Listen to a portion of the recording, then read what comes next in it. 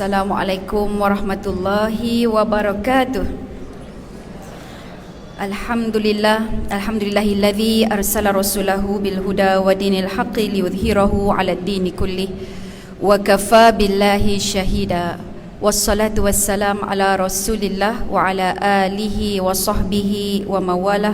Rabbi shrah li sadri wa yassir li amri wahlul 'uqdatam min lisani yafqahu qawli, amma ba'd. Inna lillahi wa inna ilaihi raji'un wa inna ila rabbina lamunqalibun.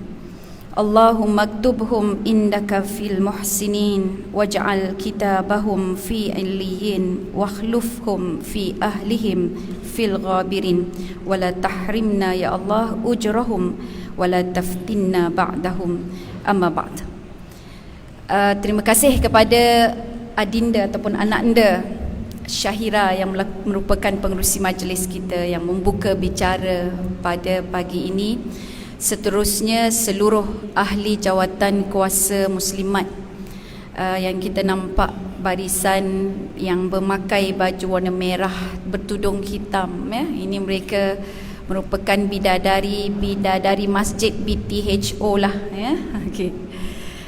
Masya-Allah, kita ucapkan setinggi-tinggi terima kasih, penghargaan juga kepada mereka yang menganjurkan program ini, kepada AJK Muslimin yang dia tidak jemu-jemu memberi sokongan, ruang dan juga peluang kepada kita semua untuk membangunkan atau meningkatkan ilmu kita, seterusnya amalan kita dan pencapaian kita.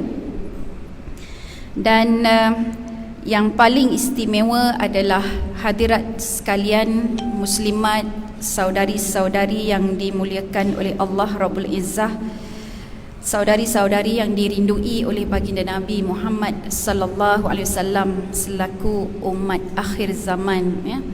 Yang disebut oleh baginda sallallahu alaihi wasallam, aku merindui saudara-saudaraku. Jadi saudara tu macam disebut ikhwan.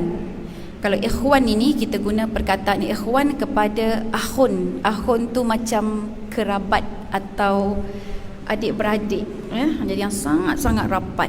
Kita tak akan panggil orang luar, orang asing kerabat, ya, ataupun ni. Tapi baginda sallallahu alaihi wasallam mengungkapkan satu kelompok ini sebagai ikhwan, ya. Dalam sebuah hadis Nabi kata, aku merindui ikhwanku, merindui saudara maraku, macam itulah. Dan kemudian para sahabat bertanya, siapakah saudara maramu ya Rasulullah? Bukankah kami ada di sini, ya? Jadi para sahabat menyatakan demikian, dan Rasulullah menjawab, sudah tentulah, dia kata, engkau bukan yang dikira sebagai ikhwan kerana engkau adalah sahabatku.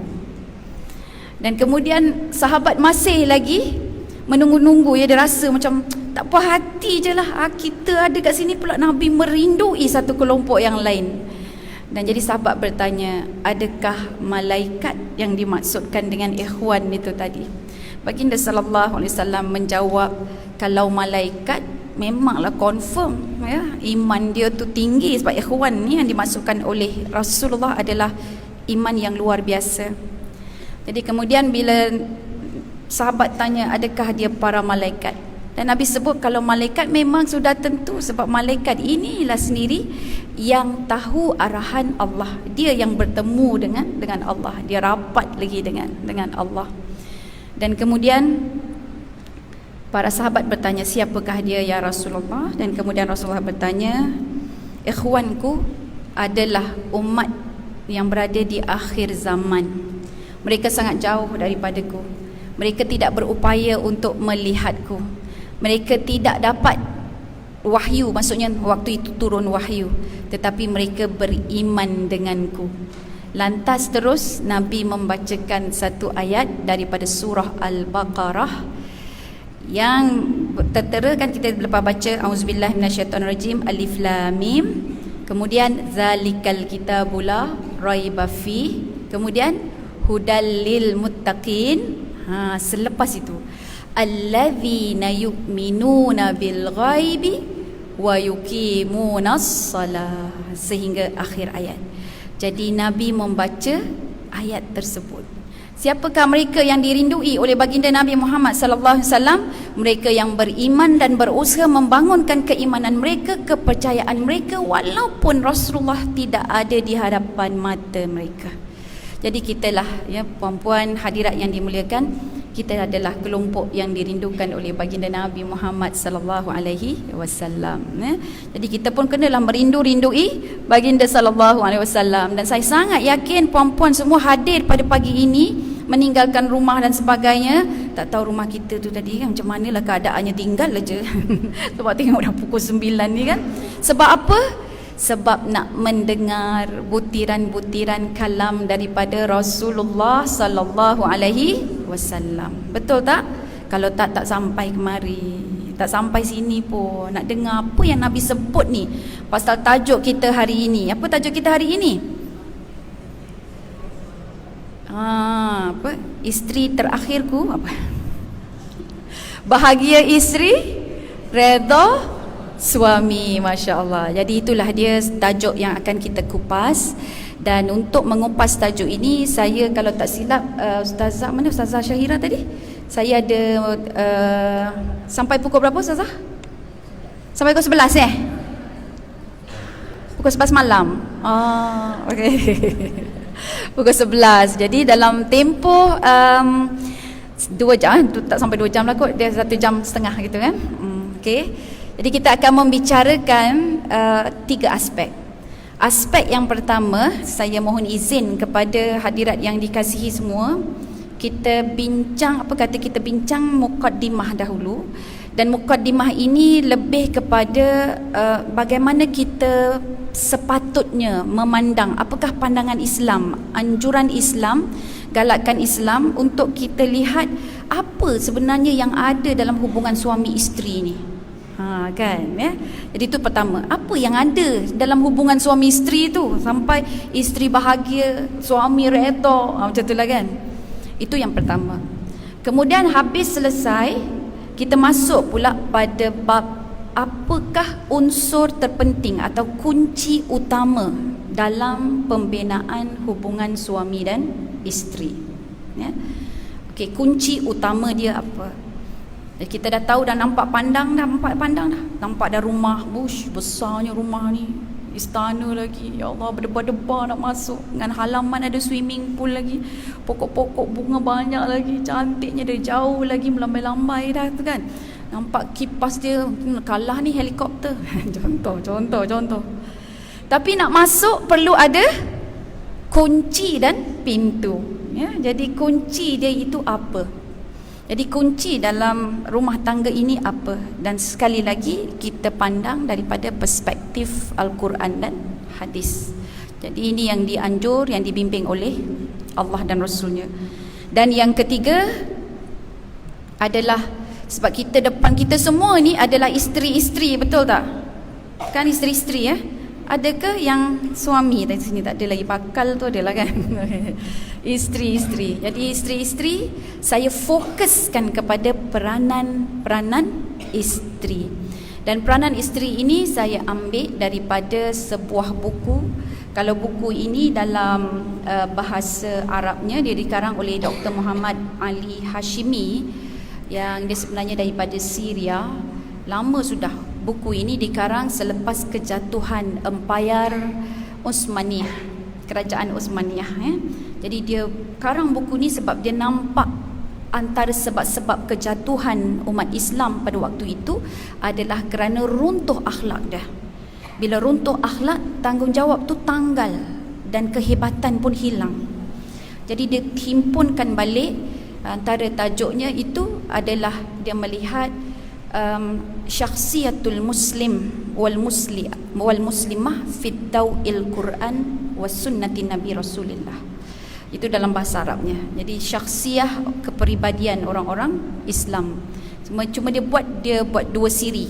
Satu siri lelaki ya, kemudian yang satu lagi siri perempuan. Dalam bahasa Melayu dia diubah tajuk dia kepada kepribadian seorang muslimah dari kacamata Al-Quran dan As-Sunnah. Dalam ni banyak sangat buku ni. Kalau ni buku ni tebal ni, saya tunjuk buku dia. Okey. Dan dalam bahasa Inggeris pun ada the ideal muslimah according to the Quran and as-sunnah. Jadi kita nak jadi pegang watak ni. Kalau orang berlakon, dia nak bawa watak, dia kena ada skrip. Skrip kita Al-Quran. Tapi subhanallah, para ulama dia telah ambil ayat-ayat Al-Quran yang berkaitan, kemudian dia jelaskan satu persatu dan telah dipermudahkan pada kita. Lagi tebal dari Al-Quran nampak ayatnya. Tapi penuh dengan explanation. Di dalam banyak-banyak bab ini, saya fokus kepada bab tajuk hari ini, iaitulah mentaati ataupun menjadi seorang isteri. Agak-agak berapa banyak peranan seorang isteri itu? Tak terkira Ustazah, banyak sangat. Lupa nak kira. Banyak kan? Kita dengan bangun paginya, dengan kejut dia lagi, dengan basuh sejadah lagi, basuh telekung dia lagi, basuh songkok dia lagi. Itu semua peranan dah tu kan. Jadi bila kira semua 15. Jadi saya tak akan terangkan yang 15 ini. Nak terangkan 15 ini, kena panggil saya waktu lain. Sebab dia tak sempat kita nak cover dalam tempoh 1 jam setengah. Kalau tak boleh nak panggil lain, rasa macam tak ada harapan aja kan. Okay, nanti saya siap-siap bagi tajuk buku ini. Yang perempuan punya warna apa ni? Warna pink. Biasa perempuan tu pink ya. Okey, merah. Yang lelaki warna dia agak hijau gelap. Dia macam hijau tentera. Ya, warna dia tu, buku dia, lapik dia. Kepribadian seorang muslimah daripada Al-Quran dan As-Sunnah. Saya tak ambil banyak daripada sini, banyaklah berkenaan dengan wanita dengan itu, wanita dengan ibu dia, wanita dengan saudara mara dia, wanita dengan jiran dia, wanita dengan mertua dia dan sebagainya. Saya ambil wanita dan suami dia ya. Jadi itu yang jadi 15 peranan. So saya tidak akan bincang buku ni ya. Saya tak akan bincang buku ni. Saya cuma datang tunjuk aja.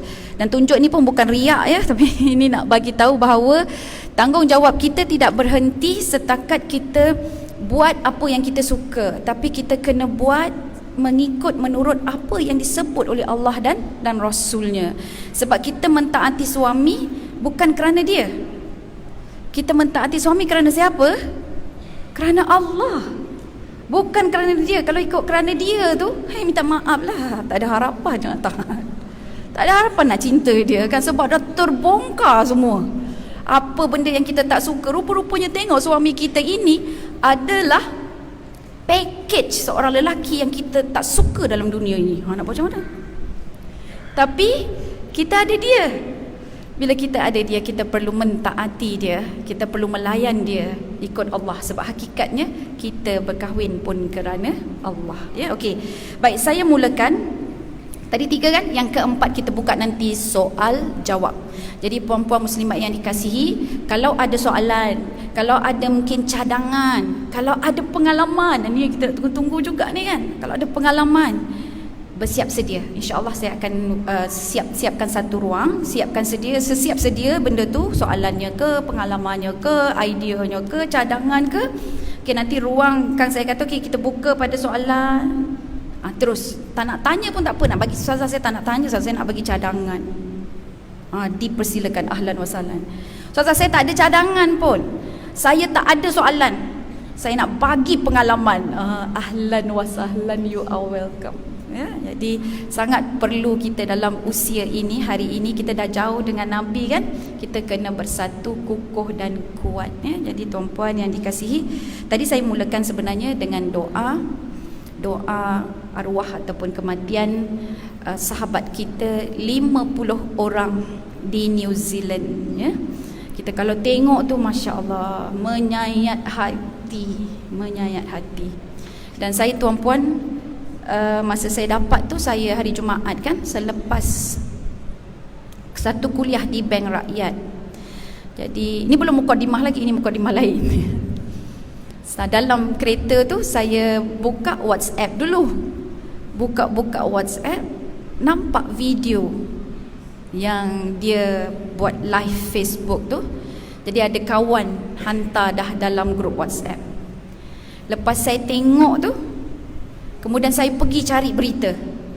dapatkan berita, baru saya tahu ada permintaan supaya jangan sebarkan benda itulah. Jadi alhamdulillah saya terus simpanlah, kuburkanlah dalam handphone saya sahaja. Jadi saya nampak tuan-puan bagaimana peristiwa itu berlaku, dan subhanallah, masya-Allah, ada satu mangsa ini yang saya tak tahu, mungkin Allah angkat darjat dia, ya. Dia datang daripada Bangladesh dengan suami dia. Kemudian suami dia sakit. Waktu hari Jumaat, dia bawa suami dia dengan kerusi roda pergi ke masjid. Dia tolak suami dia masuk kat dalam tempat ruang sembahyang, ruang tempat yang sesuai suami dia sembahyang di situ. Dan kemudian dia tinggal, dia pergi ke bahagian perempuan. Sampai ke bahagian perempuan itu, kan diorang siapkan tunggu azan. Lepas azan pertama, naik untuk baca khutbah. Jadi waktu rasanya naik baca khutbah, ada yang kata lepas azan pertama, ada yang kata lepas baca khutbah itu nak ditranslate lah, macam itulah gitu kan. Jadi adalah dalam keadaan begitu. Kemudiannya dengar bunyi tembakan. Jadi isteri ni bila dengar dan cam itu memang bunyi tembakan, apa dia buat? Benda pertama yang dia ingat adalah suami dia. Dia pun lari dapatkan suami dia. Dan waktu itu orang tu sedang mengacukan senjata dia. Dia halang suami dia. Dia yang mati, suami dia hidup lagi. Saya baca tu sebab sungguh seorang isteri, ya, dia sanggup mengorbankan jiwa dia. Walaupun dia tahu, ya, sebenarnya dia boleh anytime selamatkan diri dia. Apalah nilai seorang suami kalau nak kata secara logiknya tu, dah tak boleh nak buat apa-apa dah. Dah memang ajal dia lah kot dalam masjid tu lah kan. Tak apa dah, hari Jumaat lagi nak meninggal je lah. Macam tu yang kita rasa. Dah dia tak boleh lari, patut akulah yang boleh lari ni, aku lari lah kan. Sepatutnya gitulah dia fikir kan. Dah itu takdir suami macam tu. Tapi tidak tuan-puan, ya. Dia berusaha untuk, selain dia fikir suami dia tak boleh gerak, yang dia fikir suami dia perlukan bantuan dia. Jadi dia mesti datang walaupun dia di tempat section yang lain. Orang daripada section itu boleh lari tuan-puan, 6 kaki tembok dia panjat, dia keluar. Tapi dia daripada section itu seolah-olah ialah dia dipanggil ataupun diseru oleh ajal dia. Jadi ini suatu kematian yang Allah akan hidupkan. Ni lagi syahid kan, dia hidupkan dengan cara itu tuan-puan. Dia akan hidup, Allah hidupkan besok kelak di waktu dia sedang mempertahankan nyawa suami dia. Jadi itu saksi yang sangat-sangat baik, ya. Jadi okey, kita teruskanlah. Nanti kan sedih pula, sebab tak habis-habis, tak jadi pengajian nangis cerita pasal New Zealand je kan. Dia mulanya 40 kematian kan, lepas tu naik jadi 49 tak silap, lepas tu sekarang 50 sudah. Jadi kita doalah sebab ada seorang lelaki itu yang daripada Jordan dengan anak dia pun teruk nazak, masih dalam keadaan nazak, tapi semua mengharapkan supaya dia hidup supaya tidak menambah lagi mangsa itu daripada 50 kepada 52, ya. Okey, mukadimah dia. Muslimat yang dikasihi, saya nak kongsikan ataupun kita nak bincangkan satu ayat Al-Quran, ya. Okey, ayat Al-Quran daripada surah Ar-Rum ayat ke-21. Surah Rum ayat ke-21. Cuba kalau ada smartphone tu, kalau ada yang boleh buka application Al-Quran lah, ada kan? Orang BTHO ni mesti ada. Kalau tak ada tu bukan orang BTHO, ya. Okey, buka surah Ar-Rum ini. Lepas tu pergi ke ayat yang ke berapa tadi? Ya, betul. Ayat ke-21. Jadi Allah sebut di situ, a'udzubillahi minasyaitonirrajim, wa min ayatihi an khalaqalakum min anfusikum azwaja litaskunu ilaiha wa ja'ala bainakum mawaddatan wa rahmah inna fi dzalika laayatil liqaumin yatafakkarun. Okay, yang bermaksud, dan di antara tanda-tanda kehebatan Allah. Nak tahu tak Allah ini hebat? Ini tanda dia. Apakah tanda dia? Bahawa Allah telah menciptakan untuk kamu, wahai kaum lelaki, isteri-isteri dari jenis kamu sendiri, supaya kamu bersenang hati, litaskunu ilaiha, supaya kamu bersenang hati dan hidup mesra dengannya, dan dijadikan di antara kamu, yakni suami isteri, mawaddatau warahmah, perasaan kasih sayang dan belas ihsan. Sesungguhnya yang demikian itu la ayatil liqaumi yatafakkarun, menjadi tanda-tanda kebesaran dan keterangan yang jelas bagi siapa? Liqaumin, bagi orang-orang yang kaum yang yatafakkarun, yang mahu berfikir. Jadi orang yang berfikir tu dia biasanya ada apa? Banyak soalan. Why? Kenapalah aku kahwin dengan dia? What? Apa matlamat hidup aku ni? Which? Mana satu hala tuju hidup aku ini? When? Bilalah dia nak mati? Bila-bila lah kita nak mati ni kan?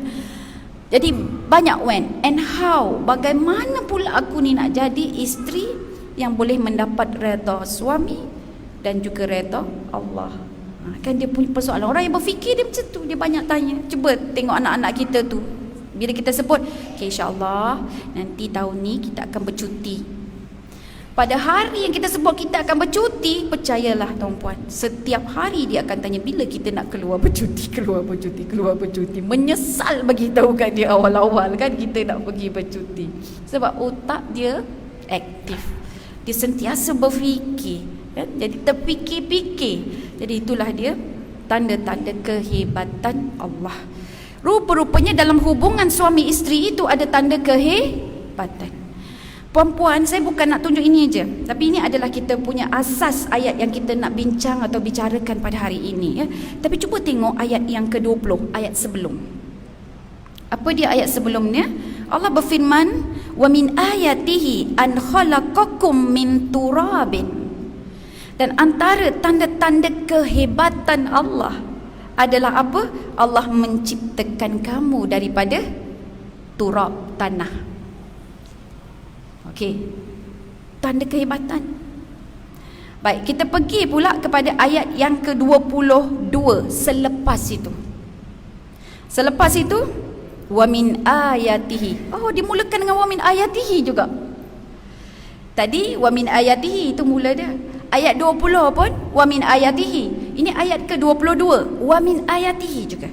Dan tanda-tanda kehebatan Allah, kekuasaan Allah dan kebijaksanaannya adalah Allah menjadikan pada kita ini berbeza bahasa kita. Wa min ayati khalqus samawati wal ard wa ikhtilafu alsinatikum wa alwanikum. Dan berbeza warna kulit kamu. Jadi kita daripada bangsa yang berbeza-beza. Dan kemudian Allah sebut inna fi zalika la ayatil lil alamin ya. Ini semua adalah tanda kehebatan bagi orang yang berpengetahuan ya.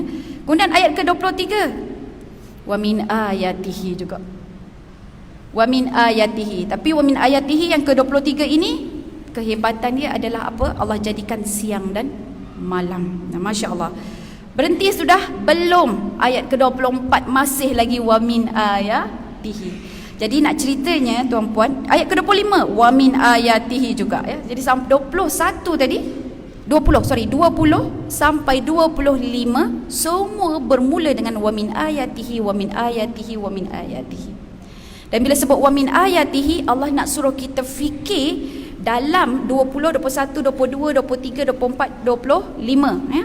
Daripada 6 ayat ini ada 6 tanda kehebatan Allah. Salah satunya adalah perhubungan antara suami dan isteri.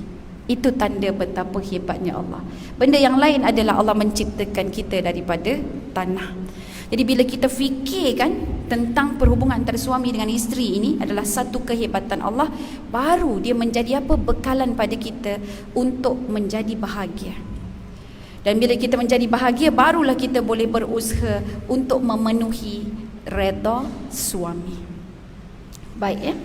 Jadi itu antara yang pertama. Baik. Bila kita lihat tadi ayat yang ke-21 di mana Allah nyatakan apa ya tanda-tanda kehebatan tu, kenapa pula dalam perhubungan lelaki dengan perempuan, yakni suami dan isteri, ada kehebatan. Nombor 1, saya tak banyak, kalau letak banyak tak habis nanti kita punya ni. Saya ambil 3 je, boleh? 3 je ya. Kenapa dia hebat? Kenapa hubungan suami isteri ini hebat? Nombor 1,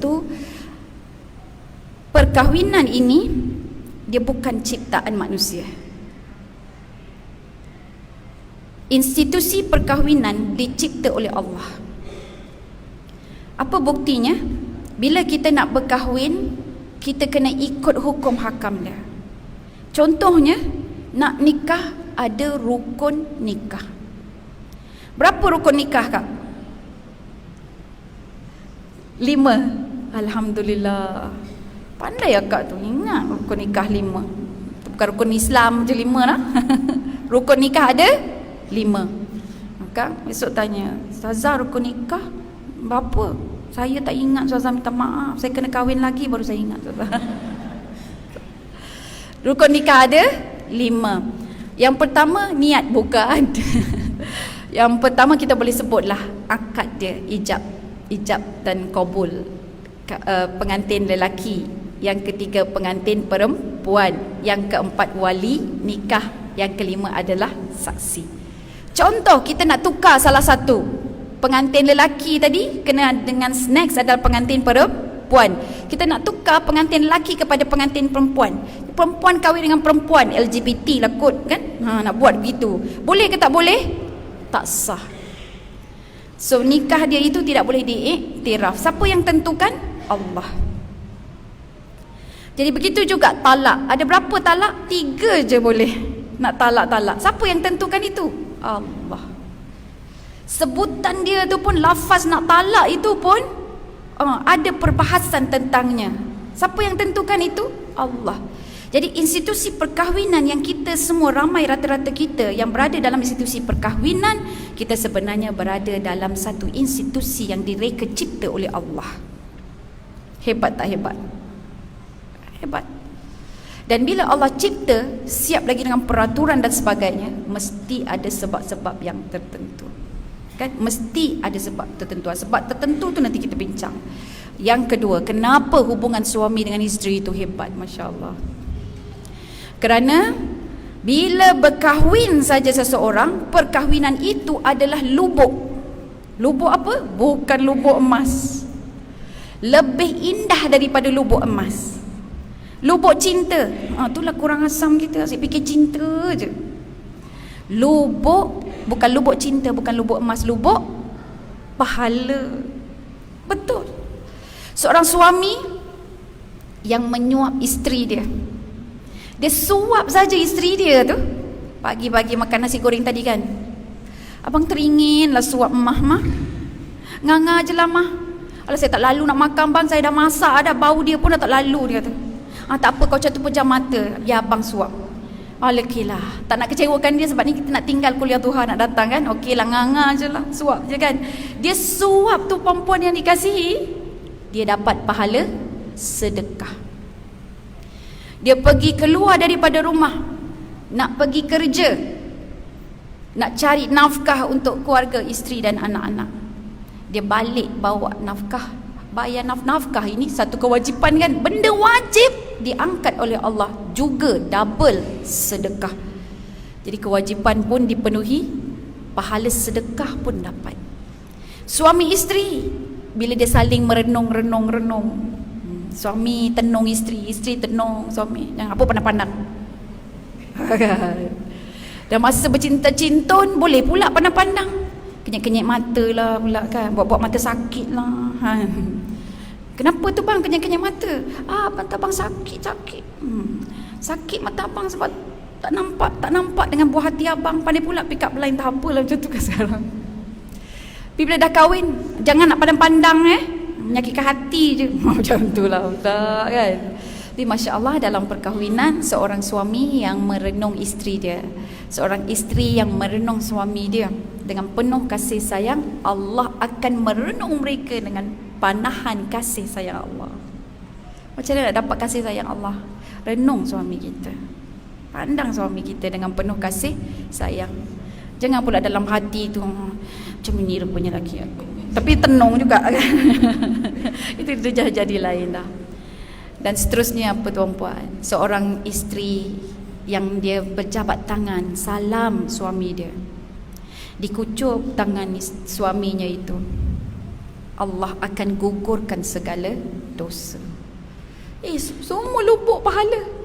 Tu belum lagi sebut kalau kita sembahyang bila dah berkahwin, rasa macam tak ada ruang untuk sembahyang sendiri, sebab kita ada suami kita. Kalau ada suami kita, memang confirm boleh solat berjemaah. Dan cantiknya solat berjemaah, dia bukan kira berapa ramai jemaahnya, 2 saja sudah solat berjemaah. Dan solat berjemaah ini sangat cantik tuan-puan, sebab dia punya multiple ganjaran, lipat ganda solat itu dia sangat tinggi. Kalau seorang, kita sembahyang seorang, berapa dia punya gandaan? 1. Tapi kalau berjemaah, suami dengan isteri sembahyang, dapat berapa ganjaran atau gandaan dia? 27. Dan nilai solat itu terletak pada khusyuk seseorang. Kita nak khusyuk, solat seorang diri ke ataupun solat berjemaah? Yang mana yang senang khusyuk? Solat sendiri ke solat berjemaah? Berjemaah, kak handal kak? Akak memang handal, saya tak kak. Solat jemaah saya susah nak khusyuk. Kalau sendiri saya boleh khusyuk. Saya nak baca rakaat pertama lepas Fatihah Al-Baqarah pun boleh, atau surah Al-Ikhlas pun boleh, tak baca surah pun boleh, ikut suka hati saya. Jadi saya boleh jangka fasa saya. Tapi kalau sembahyang dengan imam, nak terkentut dah ni. Imam tak sujud-sujud. Bila lah nak habis imam ni? Macam tu kan. Atau kadang-kadang baru nak menghayati Al-Fatihah ni, Iyyaka na'budu, ya Allah, hanya pada Engkau aku menyembah ya Allah. Wa iyyaka nasta'in, sungguhnya hanya pada Engkau saja ya Allah aku memohon pertolongan. Waktu tu terbeban, terbayang semua masalah-masalah kita. Nak menitik ni, baru nak menitik, imam Allahu Akbar, habis. Potong steam sungguh lah kan imam ni. Itu saya tuan-puan, memang rasa susah sikit nak dapatkan khusyuk itu apabila berjemaah, sebab kita punya pergerakan tempo kita dengan imam, tempo rentak dia itu tidak selari kadang-kadang, dan kita harus mengejar imam dan harus waspada pula dengan imam. Itu belum lagi dengan sesama jemaah ni yang duduk sembahyang sebelah, auzubillah minasyaitonirrajim, lama kita pula ikut bacaan dia. Kan? Dan belum lagi yang was-was, usolli fardhu zuhuri. Kita pernah sebut betul zuhur ni dah, alhamdulillah fardhu zuhuri. Lepas tu kita dah baca dah, alhamdulillah, usolli lagi dah. Lepas tu kita dah baca ihdinas siratal mustaqim. Lepas balik usolli pada tadi awal tak habis-habis. Kita pun akan rasa, apa hal kakak ni usolli, mata tu jeling dah sebelah, tak khusyuk sudah kan. Itu belum lagi yang kita sujud dah rasa nak lama sikit sujud, tiba-tiba tertarik telkong kita, ada orang dah duduk kat telkong kita. So bila kita sembahyang, telkong kita jadi pendek kak, kita pun boleh macam ni aja. Memanglah tak khusyuk kita punya tahiyat waktu itu kan. Tapi subhanallah, kalau kita kira sembahyang sendiri yang khusyuk itu mungkin dapat 10 markah. Letaklah top markah khusyuk, full mark dia 10. Bila sembahyang sendiri dapat 10 markah. Darab berapa tadi gandaan dia? 1. 10 darab 1, 10. Amboi. 10. Solat berjemaah, dah kena imam potong steam tu tadi. Imam laju sangat kan. Dapat pula kawan yang was-was memanjang kan. Lepas tu dengan kawan sebelah satu lagi duk tindih telkong kita tu, dah hilang dah semua dah kita punya khusyuk. Dapatlah markah 1 je. Tadi yang sendiri tu 10 kan, tapi sebab berjemaah kita dapat 1 saja. 1 tapi dia punya gandaan berapa? Masya Allah, 27. Berbekalkan dengan khusyuk yang 1 itu, darab dengan 27, kita dapat pahala berapa? 27. Sebab itu solat berjemaah lebih baik. Perkahwinan membentangkan peluang ini. Celik mata je subuh, boleh dah bang. Awak jadi imam kita tau bang. Bukan imam ekspres bang. Ni imam betul ni bang. Yang gelak tu dia faham tu kan. Okey bang, ini imam betul-betul bang. Ya, okey. So sembahyang dengan dia. Dapat dah 27 gandaan tu. Nak tidur. Bang dah sembahyang isyak tadi. Pas sembahyang isyak kat office. Kat office ke bang? Saya tak ada imam bang. Abang sembahyang lagi bang. Boleh ke tak boleh? Boleh. Sebab nak berjemaah. Okeylah abang temankan awak. Abang temankan tapi dia yang jadi imam. Dapat tak kita gandaan 27? Dapat.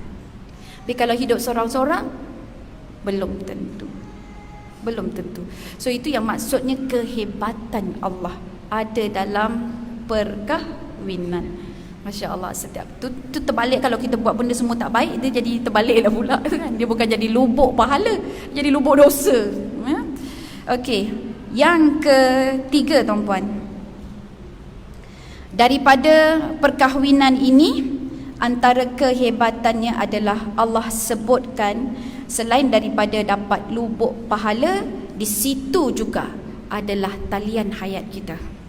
Dalam perkahwinan ini kita dapatkan talian hayat. Tu yang tadi yang adik Syahira sebut tu, talian hayat. Sebab apa?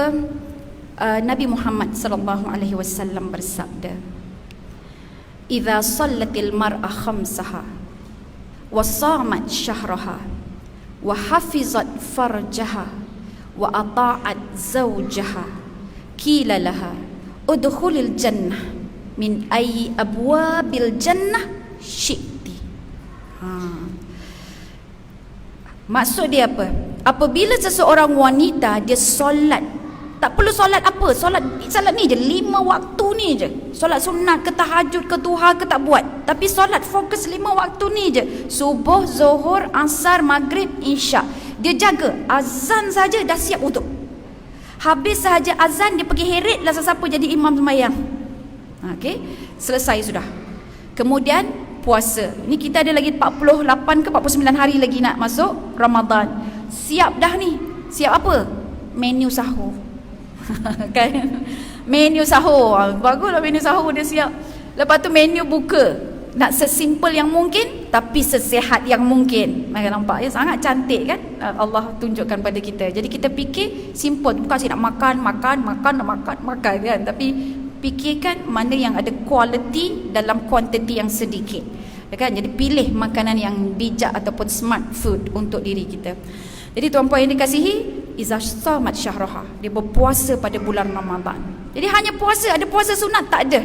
Dia fokus datang bulan Ramadan aja dia puasa. Bulan Rajab dia tak puasa, bulan Syaban dia tak puasa, melainkan ganti puasa, qada puasa dia. Ya? Jadi dia bawa aura Ramadan itu pada bulan-bulan lain, masya-Allah kan, untuk menggantikannya. Wa hafizat farjaha, dia menjaga farajnya atau menjaga maruahnya. Kalau menjaga maruah, aurat dia punya hubungan antara dia dengan orang lain, ya, lelaki, dia bekerja, dia tahu apa batas-batas dia, pergaulan dan sebagainya. Jadi dia jaga maruah. Kemudian satu lagi wa ata'at zaujaha, dan dia mentaati suaminya. Dan bila perempuan tu buat empat ni je, ni talian hayat kita ni semua, apa yang akan disebutkan kepada wanita ini? Qilalaha, dikatakan kepadanya esok kelak di hari akhirat, udkhulil jannah, masuklah kamu ke syurga. Min ayyi abwabil jannah, daripada pintu-pintu syurga, syi'ti, yang engkau suka. Kita sesuka hati kita sebab kita ada apa? Smart tag. Kita ada smart tag yang boleh masuk daripada mana-mana pintu. Ada berapa pintu syurga? Menurut ulama ada 8. Ada 8 pintu syurga. Dan daripada 8 ni, setiap satu pintu dia ada ahli khusus eksklusif. Contohnya, pintu bagi orang yang berpuasa, apa nama dia? Pintu Ar-Rayyan. Pintu Ar-Rayyan ini. Jadi pintu ini eksklusif. Dia boleh sedut, dia boleh scan siapa yang ahli puasa. Hanya dia je yang boleh masuk. Ahli yang tak puasa tak boleh masuk pintu Ar-Rayyan. Bukan pintu Meroyan ya, pintu Ar-Rayyan. Jadi hanya eksklusif member dia je, macam membership. Bagi orang yang solat, dia ada pintu solat. Bagi orang yang syahid, witness dengan kalimah Allah, dia ada pintu syuhada. Bagi orang yang suka menunaikan umrah dan mengerjakan haji, kan dia bertahan, sabar, tabah waktu umrah, especially waktu haji, dia ada pintu haji yang khusus. Seterusnya dia ada pintu sedekah, pintu zakat, pintu infak. Ni tadi masjid ni kita nak buat kutipan. Tengok-tengok dalam senarai besok, dekat pintu yang zakat infak ini, nama kita antara top 10 yang suka bersedekah. Dekat BTHO lah. Kata kalau kat dunia ni rasa macam dekat BTHO kan. Ya, nama kita naik gitu kan. Oh, pintu tu nampak kita je, dia dah scan dah, terus buka, berubah. Oh, nama kita tertera pula dekat atas tu kan. Dia panggil, diseru kita daripada pintu tersebut. Dah berapa pintu tu? Ada kira? Sempat kira? Pintu apa lagi? Pintu zikir. Yang suka zikir dan suka mendatangi majlis-majlis ilmu ya. Jadi ada apa-apa lagi tu saya pun tak ingat dah berapa dah kita. Dan wanita ini, kaum wanita yang jaga 4 perkara tersebut, dia boleh masuk mana-mana pintu yang dia suka. Sebab dia ada smart tag.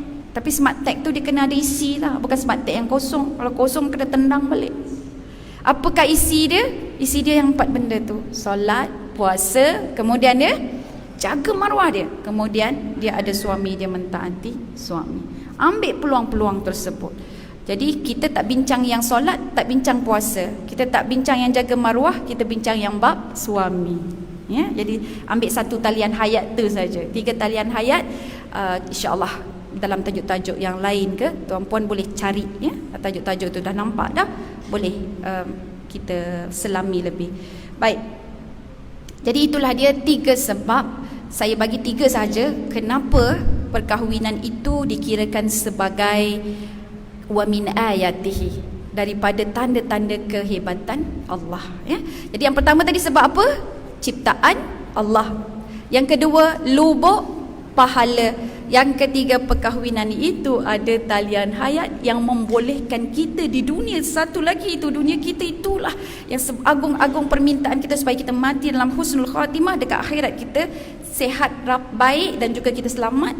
Dan talian hayatnya ada dalam rumah kita hari ini ya, iaitulah suami kita ya. Cuma bentuk suami kita tu dia tidaklah nampak macam syurga sangat. Tak nampak syurga sangat sebab menyakitkan hati macam tu kan. Dah tua-tua macam ini lagi sensitif lah pula macam tu kan. Tua tu ingatlah masjid, ini sikit-sikit nak merajuk, sikit-sikit nak merajuk macam tu kan. Kita dah ada je lah rungutan kita kan, Masya Allah.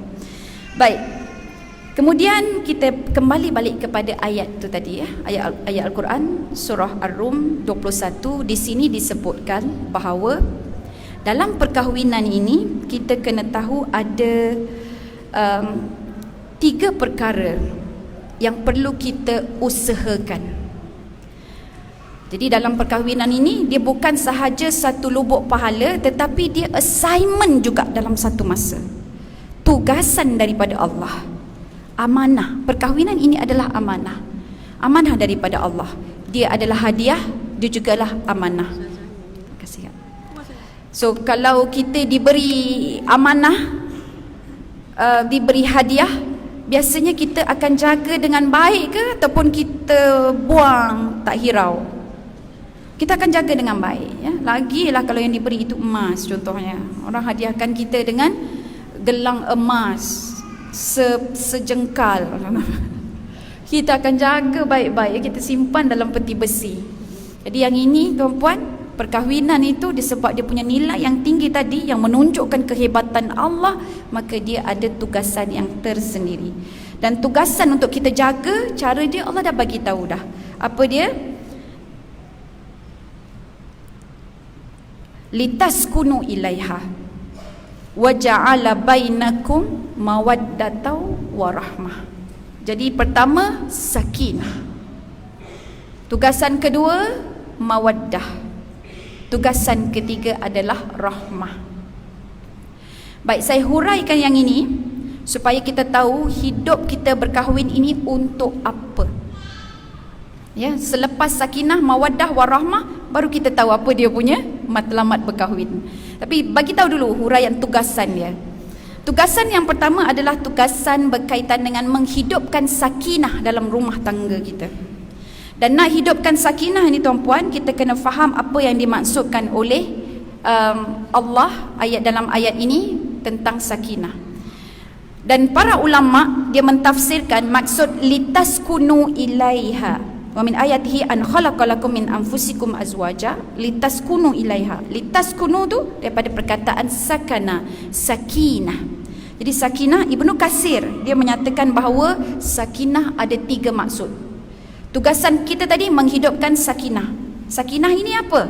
Jadi Ibnu Katsir kata yang pertama litak tofu. Litak tofu bermaksud untuk mengikat hati, mengikat jiwa. Dan sebaik-baik ikatan jiwa itu, sakinah itu, ikatan sakinah ini adalah dengan iman, dengan keimanan kepada Allah. Jadi hidupkan sakinah maksudnya hidupkan keimanan dalam rumah. Satu. Yang kedua, Imam Ibn Katsir mengatakan sakinah juga bermaksud tamilu ilaiha.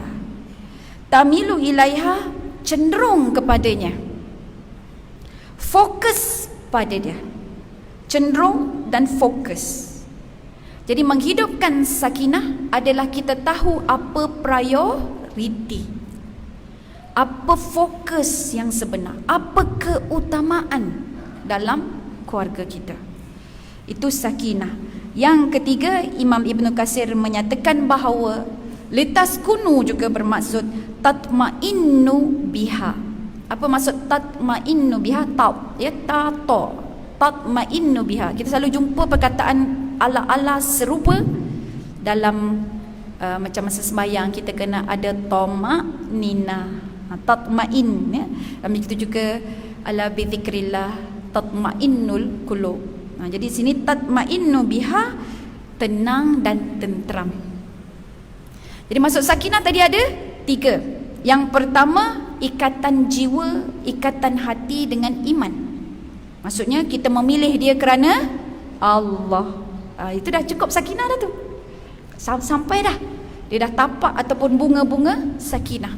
Kita pilih dia kerana Allah, bukan pilih kerana nafsu. Itu dah ada percikan sakinah. Yang kedua, kita tahu fokus utama kita pada hari ini sekarang. Aku sebelum ni single, sekarang aku dah double. Single is simple, double jangan sebut trouble pula kan. Maksudnya double itu tanggungjawab kita. Fokus. Aku dah ada 2 mak dah. Bila kahwin ni, kenapa 2 mak? Sebelum ni 1 je, 1 mak. 2 mak sebab dua-dua ini bila kita salam seorang lelaki, kalau suami sebagai menantu, tak batal bila-bila pun. Walaupun dah bercerai dengan anak dia, tak batal. Dan kita ni yang isteri ni, anak menantu pun ada, anak abah pun ada. Kita dapat 2 ayah juga. Dengan ayah kita biologi, dengan ayah mertua. Yang kita pegang dia pun tak batal wuduk sampai bila-bila, walaupun kita ditinggalkan oleh suami kita, anak dia pun. Okey. Baik.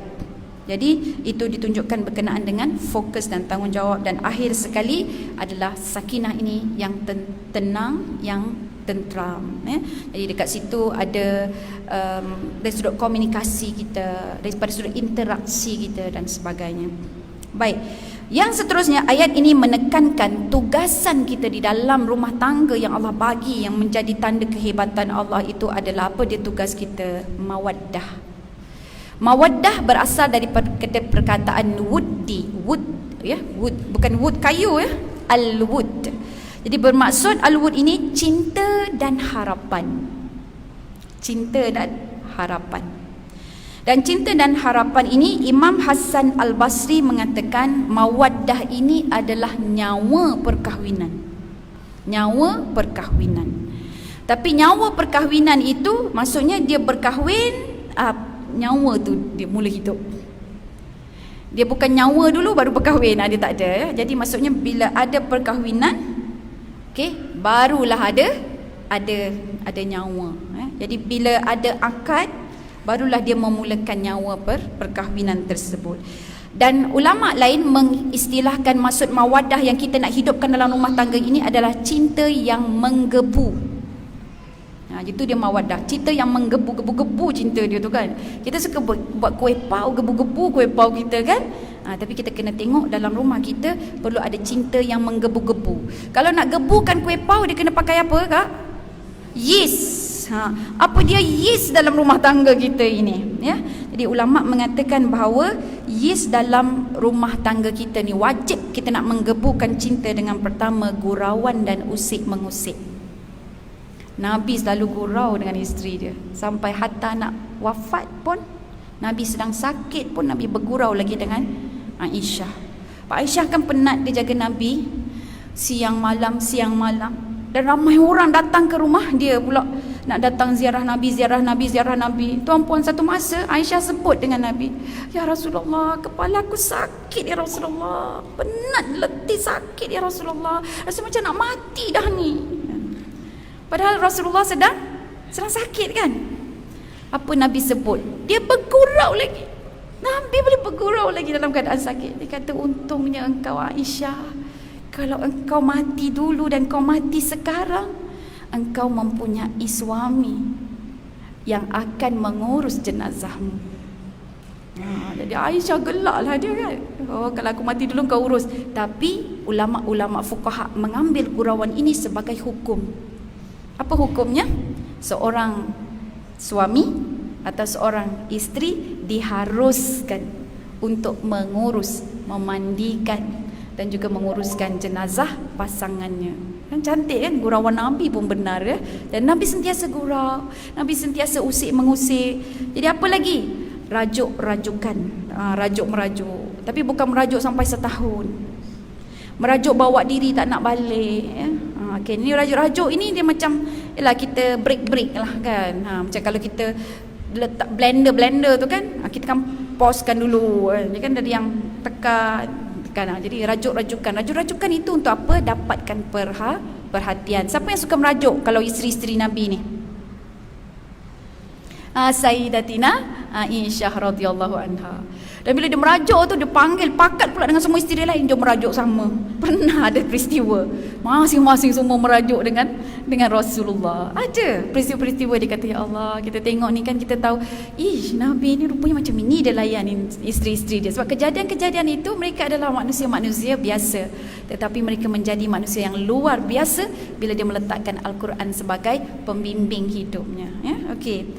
Jadi selain daripada itu ayat-ayat cinta ya, jadi perkataan-perkataan seperti kaulan sadida ya, kata-kata yang indah, kaulan layyina ya, kata-kata yang lembut, kata-kata yang penuh kasih sayang, peningkat semangat dan sebagainya. Apa lagi? Hadiah. Tahadu tahabu kata Nabi. Saling bertukar-tukar hadiah, kamu akan bertukar-tukar kasih sayang. Itu cara-cara dia. Dan seterusnya yang disebut oleh ulama ini adalah hubungan intim dengan penuh hormat. Hubungan intim, hubungan suami isteri dengan penuh hormat. Kalau kita tahu, kita diajar sebelum hubungan intim apa kita kena buat? Solat sunat terlebih dulu. Bukan masa lepas kahwin tu je. Kan? Bukan lepas akad nikah tu je. Bukan malam pertama sahaja. Setiap malam sebelum, contohnya nak buat hubungan intim, solat sunat terlebih dahulu. Dua-dua solat sunat bersama-sama. Jadi bukan alangkah indahnya kan cara ini. Jadi ini yang memercikkan kasih sayang ya. Jadi macam mana nak hidupkan mawaddah, dah tahu dah.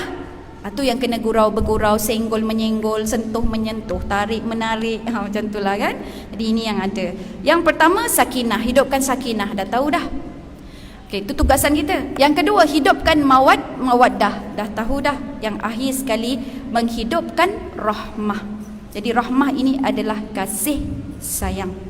Dan kasih sayang ini disebut apa? Peranan, hak, tanggungjawab. Dan tanggungjawab, ulama sebut tanggungjawab suami lebih kepada provider. Rumah dia yang provide, nafkah keperluan dalam rumah dia yang provide. Tapi isteri apa kerja dia? Pengurus pula. Dengan benda yang dia provide, maintenance yang dia provide, kita urus. Ada rumah, kita urus rumah. Ada nafkah, kita urus rumah, ya. Urus rumah pula. Ada nafkah, urus nafkah tersebut. Dan ini boleh kita dapati daripada kita dapat mahar lagi masa kita berkahwin. InsyaAllah 10:30 malam dia kata boleh habis. Okey. Boleh? Nampak tu? Jadi alhamdulillah, itulah dia maksud rahmah. Selesai dah. Ini baru mukadimah, ya Allah. Masuk pula next, unsur ataupun kunci utama. Dalam kita ni nak isteri bahagia kan? Kita nak dapat redha suami. Nak dapat redha suami dan kita pula bahagia. Apa kunci dia? Macam mana cara dia? Kadang-kadang suami redha, kita tak redha. Kita tak bahagia pun, kan? Atau kadang-kadang kita redha, suami pula yang memendam rasa. Jadi yang mana satu ni? Macam mana kita nak buat? Baik. Untuk kedua-dua ini, supaya dapat dipenuhi, isteri bahagia dalam ketaatannya dan suami pula redha dalam apa yang mendapat layanan isteri. Dia kena ada satu prasyarat, bahawa kita ni, si isteri ni, saya cakap atas dasar isteri, saya bukan cakap dasar suami, ya. Saya cakap atas dasar isteri kita kena berusaha, berjuang untuk redha dengan apa yang kita ada. Redha dengan, pertama, suami kita. Redalah dengan suami kita. Jangan sebut menyesal saya kahwin dengan awak. Itu kena cover balik tu, puan. Sebab once kita sebut menyesal, separuh hati kita itu kadang-kadang memang menyesal. Zikir dia tu je menyesal. Jadi setiap perkara yang kita lihat dalam rumah itu adalah penuh sesalan. Ya? Jadi kenapalah aku kahwin dengan dia? Menyesal apa semua, kan? Rasa kesal. Silap saya pilih awak dulu. Macam tu, kan? Jadi dia akan menghapuskan redha tersebut. Lagi-lagi kalau kita sebut benda itu dengan penuh perasaan, tak nampak dah cahaya, gelap terus, ya? Jadi kita perlu dapatkan redha, dan redha ini adalah perjuangan antara diri kita dengan diri sendiri. Tak tahu mungkin cara dia macam mana. Ustazah, saya ni dah 16 tahun kahwin dengan suami saya, tapi saya tak pernah bahagia. Sebab apa, puan? Sebab saya kahwin dulu, mak ayah saya paksa. Nampak? 16 tahun nak letak nilai itu macam mana? Sebab dia lihat benda itu semua dipaksa oleh mak dan ayah. Jadi apa perlu kita buat? Perjuangan kita adalah redha dulu dengan suami kita tu. Walaupun nampak tembelang dia, memanglah tengok suami kita kahwin dengan sebab dia handsome. Handsome ni tu, puan, boleh tahan berapa lama? Kalau 16 tahun kahwin, dia tahan berapa lama? 16 tahun? Belum tentu, tahan 16 saat je. Lepas angkat nikah tu, kan, baru tahu sendawa dia besar. Masa makan beradab contohnya, ya Allah, ini ke laki aku dah pusing-pusing, kan, sendawa dia. Tapi memang dah lepas tu, bila kahwin lagi besar sendawa dia, bukan tambah sendawa besar, kentut pun besar. Aduh, sakit jiwa ni, tak ada adab, tak ada etika. Kita ni pula, wow, sangatlah beretika, kan. Memang ada style sendiri, apa semua ni, kan. Dia dah memang keturunan berangin, kan. Tu yang kita pun pandang dia berangin. Kita pun naik angin tu, puan. Kan? Jadi memang 16 saat dia, dalam 16 saat, atau tempoh dia pun kekal dalam 2 hari je lah. Hari pertama nampak segak dia dengan pakaian pengantin, dengan tanjak dia, dengan keris yang tak boleh pakai tu, kan, dekat pinggang, kan. Mak handsome-nya laki aku ni, takat gambar sana sini tu, yang takat gambar yang jadi apa, suami dia jadi macam hero belalang tu, kan, yang dia pakai helmet tu, kan. Pun sanggup lah nampak suami aku hero. Hari pertama. Hari kedua kita nampak, ya Allah, handsome-nya laki aku ni, dia bawa kereta. Handsome, pas segak, tegak gitu, kan, bawa kereta. Kita duduk sebelah dia, kita pandang dia jeling, dia handsome. Hari ketiga kita dah mula dah, dia ni yang guna tandas tak flash.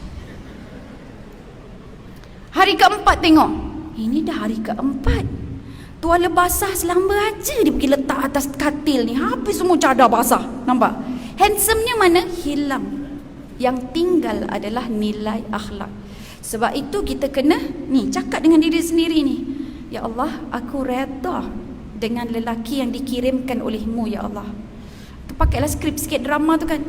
Dialah lelaki kiriman Tuhan. Pujuk Kak, sebut benda tu. Memang betul pun kan. Allah kirim dia dalam hidup kita. Tapi mungkin jalan kaedah dia berbeza.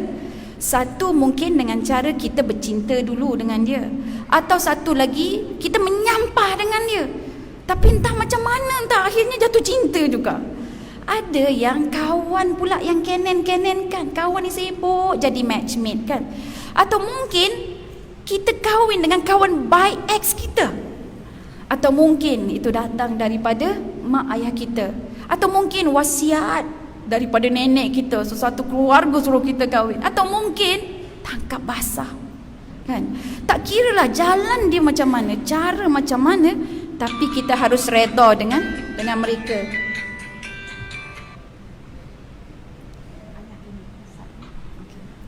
Minta maaf. Okey. Jadi tuan-puan yang dikasihi, pertama redha. Dan redha ini dia perlukan jihad lah, ya, perjuangan. Jadi saya rasa benda ini saya kena tekankan tuan-puan. Sebab bila saya tak tekankan benda ini, seterusnya dia tak settle. Jadi kita perlu apa tadi? Redha. Dan apa maksud redha?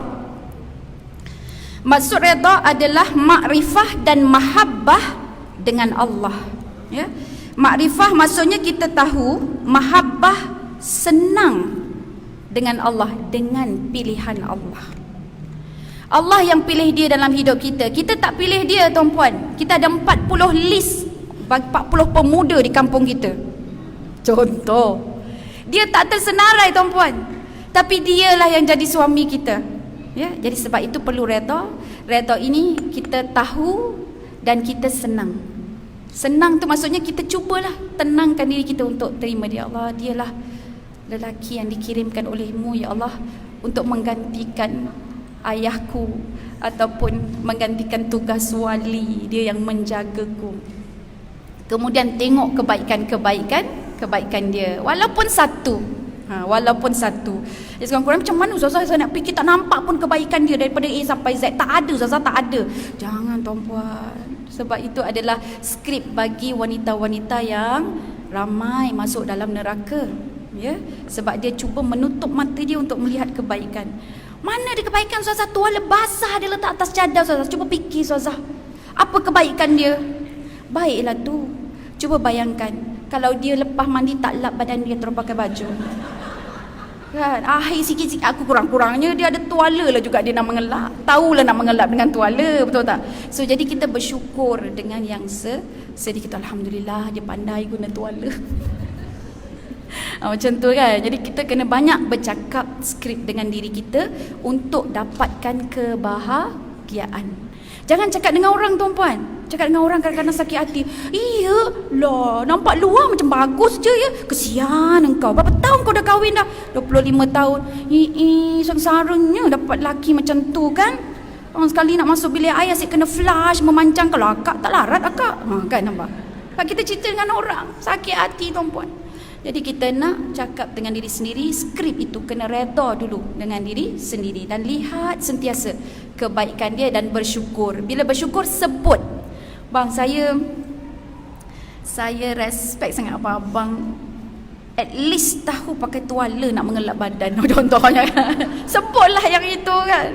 Dia kata, memanglah pakai tuala. Dia kata, betul tuala ni bang, kalau kita letak terposok macam ni, dia kadang-kadang keluar tek lalat. Kita tahu sebenarnya kita nak suruh dia sidai tu. Dia cakap, bang, tuala ni kalau kita empuk macam ni dia keluar tek lalat. Macam mana Macam mana? Tanya dia dulu. Macam mana bang supaya dia tak ada tek lalat bang? Ya, saya pun takut lah nanti semua tuala kita bertek lalat. Jangan nampak macam sindir sangat. Nampak macam manja-manja tak tahu kan. Padahal kita tahu.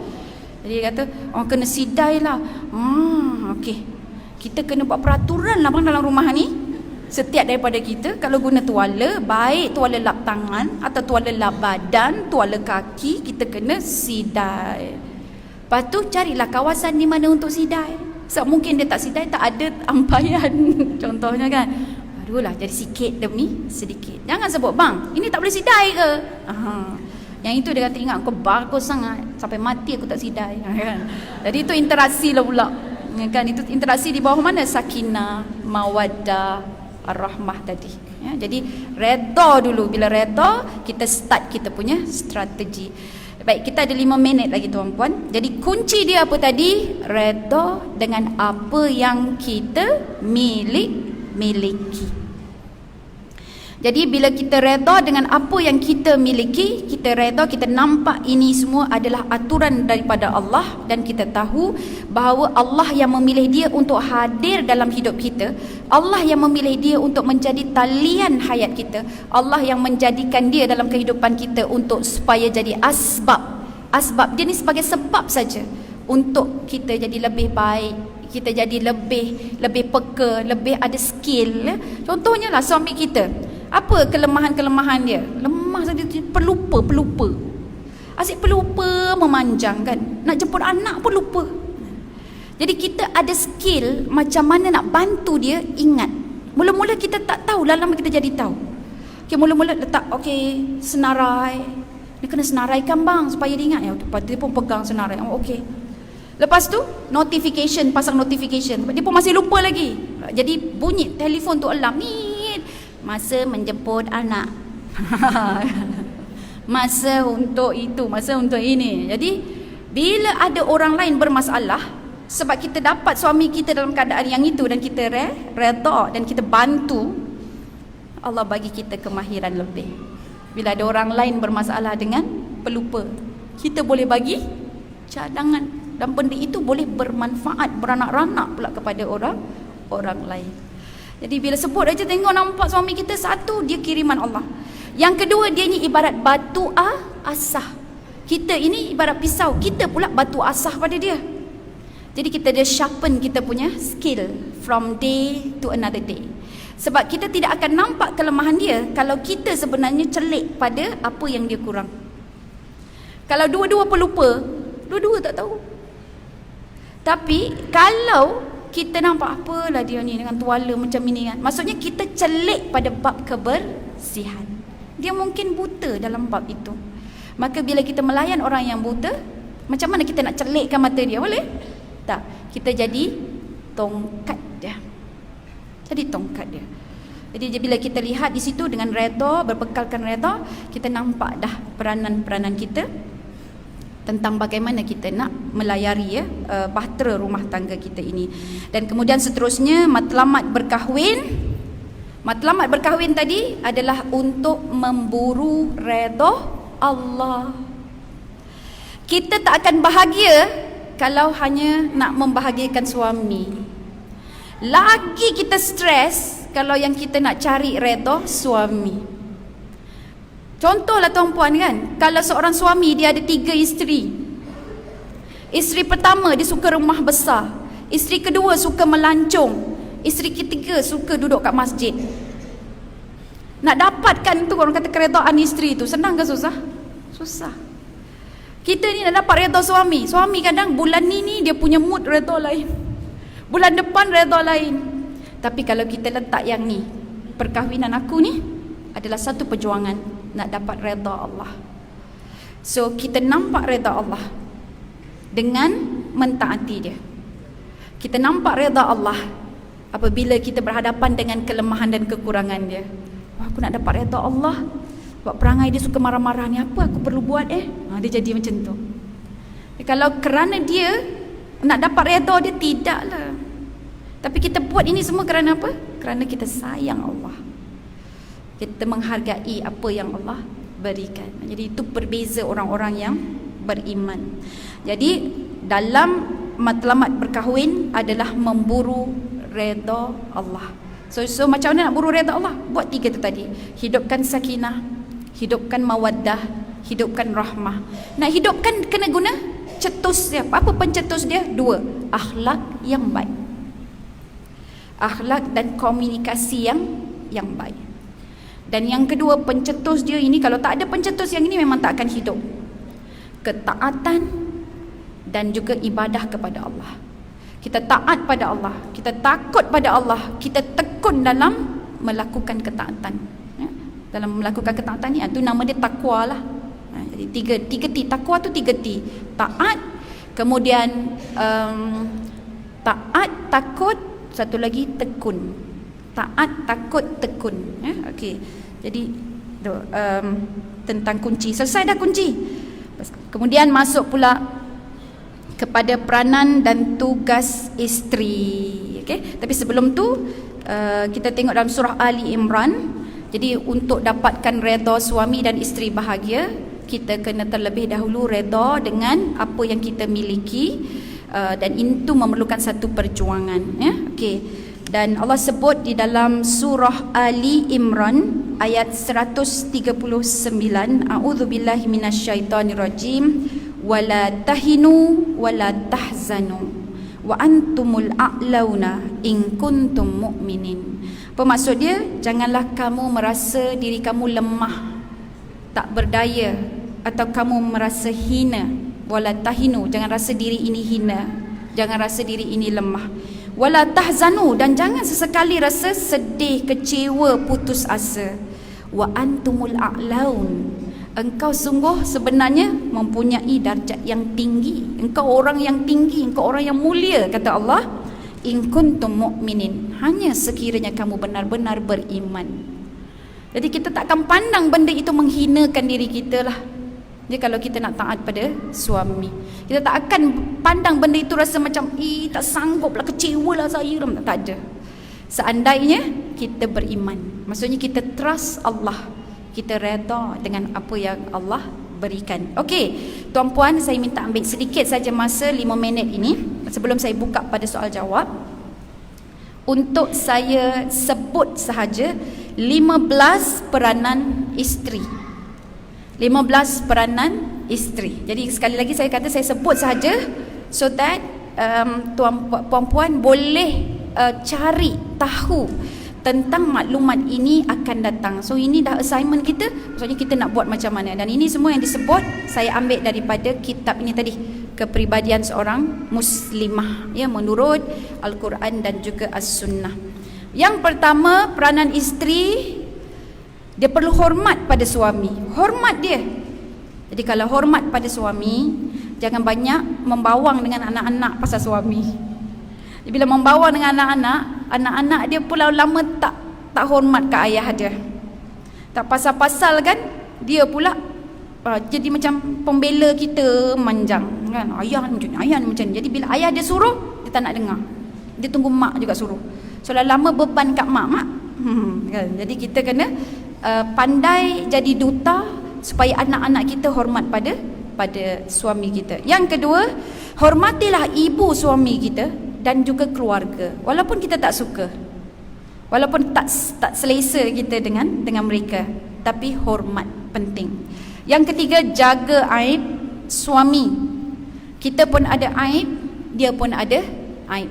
Jadi jaga aib suami, dan kita insya-Allah bila kita jaga aib suami, suami pun akan dibuka oleh Allah hatinya untuk menjaga aib kita. Yang keempat, sentiasa memberi semangat supaya dia berbelanja di jalan Allah. Ingatkan dia zakat, ingatkan dia sedekah. Yang kelima, memberi sokongan dan beri pandangan. Jadi bagi sokongan pada dia, mana yang kita nampak baik dan mana yang kita nampak dia suka. Dia suka dan benda itu baik, kita bagi sokongan. Dia tak bagus benda yang dia suka, bagi pandangan, ya? Okey. Kalau nak bagi pandangan pun dia ada cara dia tu puan. Itu dia lain lah pula kan. Masya-Allah. Kita ni kursus berkahwin cuma berapa hari je? 2 hari je kak ya. 2 hari je. Tapi hidupnya dah puluh tahun dah ni. Dia nak hidup dengan suami kita, berkahwin itu lagi panjang tempoh dia berbanding dengan usia kita bujang. Kan saya masa kahwin tu umur 25 tahun. 25 tahun. Kalau dah ditakdirkan umur saya meninggal 70 tahun, hidup dengan suami saya 74 tahun. Beza kami 4 tahun je tuan-puan. Lagi berapa tahun kita berkahwin tu kan. Panjang dah berkahwin. Sejak sekarang ni pun dah umur perkahwinan kami 24 tahun. Setahun lagi nak sama dengan usia bujang saya. Kan? Okey. Bantu suami. Yang keenam, bantu suami untuk mentaati Allah. Kita jadi jam loceng dia untuk solat dia. Kita jadi jam loceng dia untuk ajak dia solat, puasa sunat dan sebagainya, ya. Jadi untuk dia taat pada Allah. Untuk taat pada mak dan ayah dia juga, untuk menghormati mak ayah dia, dia juga perlu kekuatan isteri. Jadi taati Allah termasuklah sebelum mentaati Allah, sekali dengan taati Allah itu dia mentaati dan menghormati mak dan ayah dia. Yang ketujuh, gembirakan suami. Tapi kita di Malaysia dia tak sebut gembirakan suami, jaga makan minum suami, dia kata gitu kan, jaga perut suami, kan. Tapi tak semestinya yang gembira itu perut. Duk jaga sangat abang kita, abang Ridwan jadi abang Roy dah, abang Boroy, kan? Terlalu jaga perut dia kan. Jadi lama-lama membesar. Kenapa tak besar-besar perut abang ni kan? Kalau jaga tu kan, jaga pokok-pokok membesar, jaga anak-anak membesar, jaga perut-perut pun kena besar. Jangan tuan-puan, bagi six packs. Bang dah Boroy dah ni bang, mai kita bersenam. Macam tu kan. Mai push up bang, macam tu. Okey. Yang ke-8, berhiaslah untuk suami. Kita semua ni pakai tudung nak berhias macam mana? Nampaklah kekemasan kita, kebersihan kita itu benda yang penting. Sesekali esok kau tengok suami kata cantik pula, tengok orang perempuan tu boleh pakai rambut dia purple. Kita pun pergilah salon, purple kalau rambut kita. Balik-balik purple dah jadi minion pula kan. Minion yang purple tu kan. Jadi tapi berhiaslah ikut apa yang suami suka. Kemudian berwajah manis ketika bersua dengan dia. Tunjukkan kesyukuran kita pada penampilan kita bila kita nampak dia. Jadi bukan tengok dia jeling pada nampak lain. Tengok dia buat-buat tak nampak aja. Nampak macam jumpa dia tu kan. Jadi macam main cak boleh juga kan. Kalau nampak dia tu macam cinta hati kita dah datang macam tu. Okay. Walaupun tak bercakap apa-apa, tapi muka kita tu ubahlah, ya? Saya betulkan sikit muka, pandang cermin. Macam nak betulkan muka untuk rasa, kita rasa senang dengan kehadiran dia, ya? Okey, yang ke-11, tidak memandang lelaki lain. Bukan bermaksud tunduk je pandangan kita sampai terantuk jalan kan. Maksud tidak memandang lelaki lain juga adalah tidak compare dia dengan lelaki lain. Bang, ayah saya dulu, itu pun antara kepantangan dia. Sebab kita telah membandingkan dia dengan ayah kita. Ya? Jadi samalah. Suka tak kalau suami kita bandingkan kita dengan mak dia? Mak abang tak pernah buat macam ini. Mak abang tak ada ajar macam ini. Dapat awak, ya Allah. Suka ke kita? Tak suka kita dibandingkan. So jangan bandingkan suami kita, ya. Lagi bandingkan dengan jiran. Bang, cuba jadi macam Cik Kamal Tuhan. Setiap bulan langsir bertukar, bang.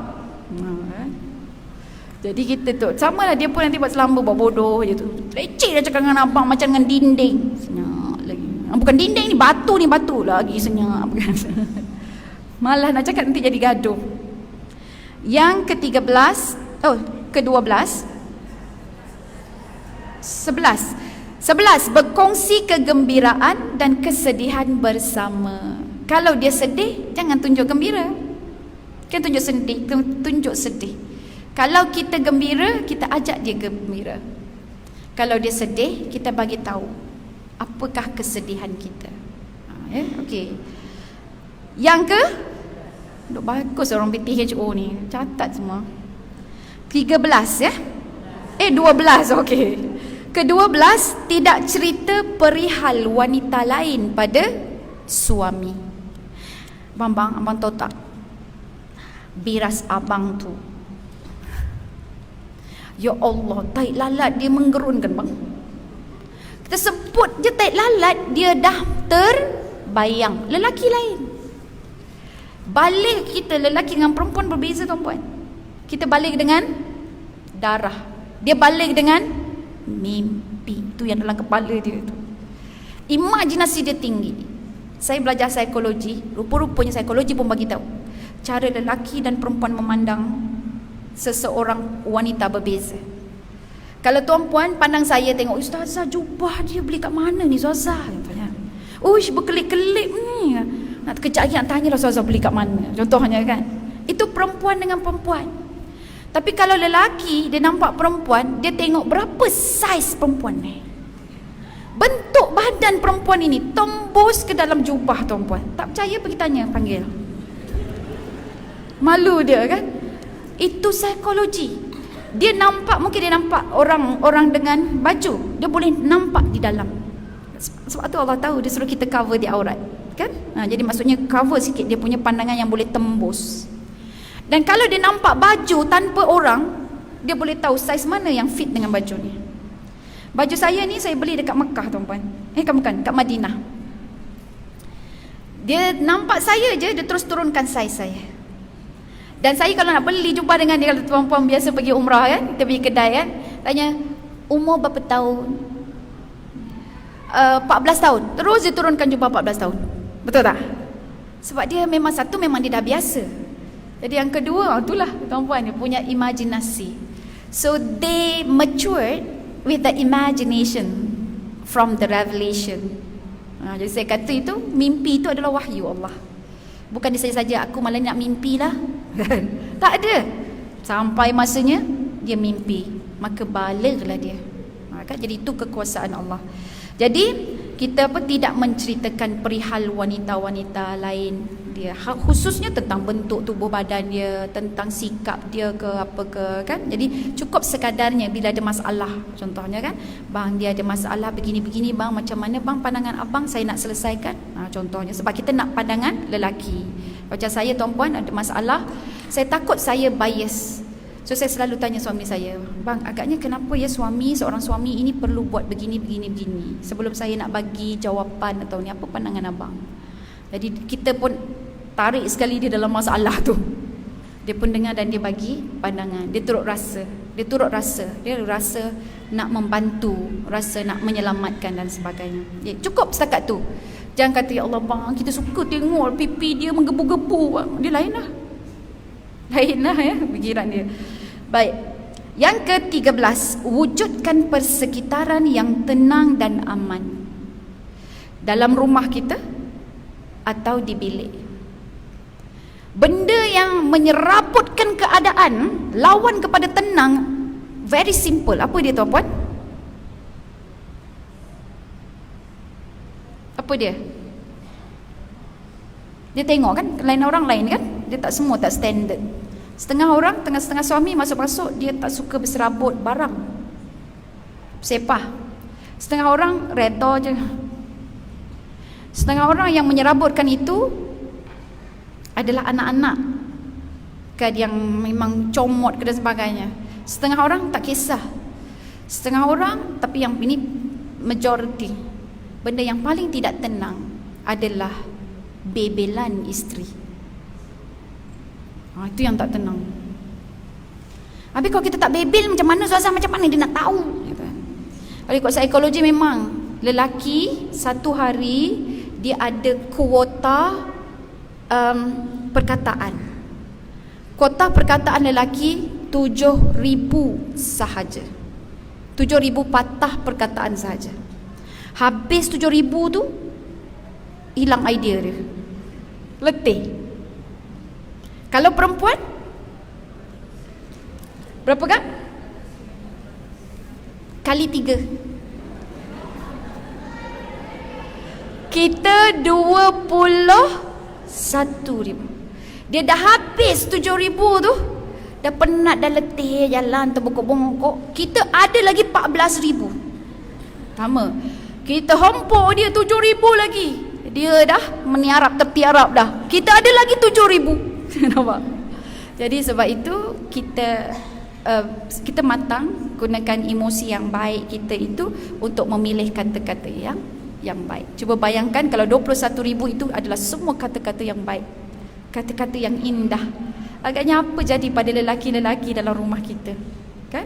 Jadi tukarlah 21,000 itu pada kata-kata yang memberi semangat, memberi motivasi, yang memberi keyakinan dan sebagainya.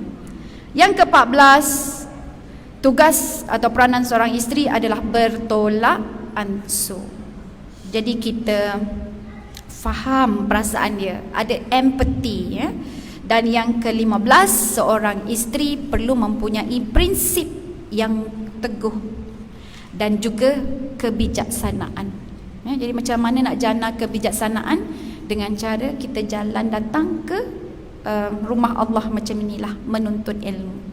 Jadi tuan-puan, saya akan buka kepada soal jawab, tapi sebelum itu saya rasa kita kena berhenti pukul 11 macam tu. Kita dapatkanlah, insya-Allah saya akan berusaha untuk singkatkan. Baik. Ada soalan yang pertama. Dalam kiraan 5 4. Silakan puan. Waalaikumsalam.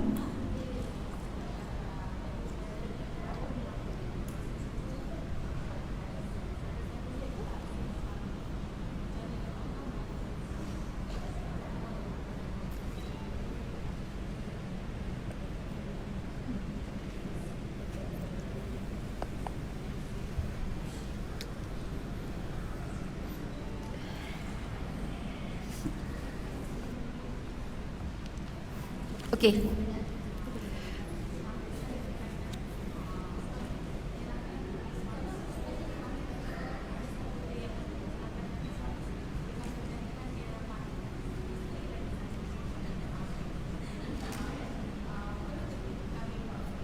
Okey. Soalan dia kata salah satu daripada cara adalah untuk mendapat mentaati suami. Dan untuk mentaati suami, kalau kita tengok senarai yang 15 itu tadi, salah satunya adalah menyenangkan hati suami, kan? Tapi kalau suami sebut satu je benda yang menyenangkan hati aku ni, apa dia? Carikan aku madu engkau. Dia nak kahwin lagi. Jadi perlu tak kita buat, ya? Jadi tuan-puan, ada benda, sebab tu yang kita tadi kata tengok, bukan kita semata-mata,